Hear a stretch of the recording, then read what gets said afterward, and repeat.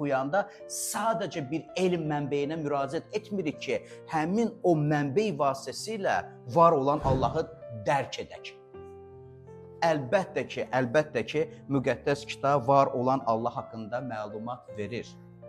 Amma Allah istəyir ki, həmin bu məlumat bizim həyatımızın dəyişilməyinə səbəb olsun. Nə faydası var?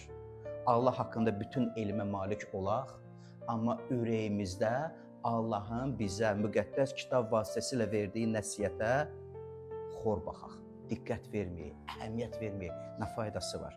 Biz özümüzü aldatmış olacağıq.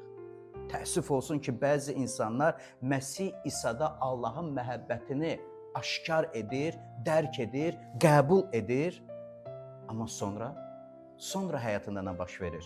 Məsih İsa barəsində eşitdiyi xoş xəbərdən sonra o məhəbbət üzərində öz həyatını qurmağa bacarır.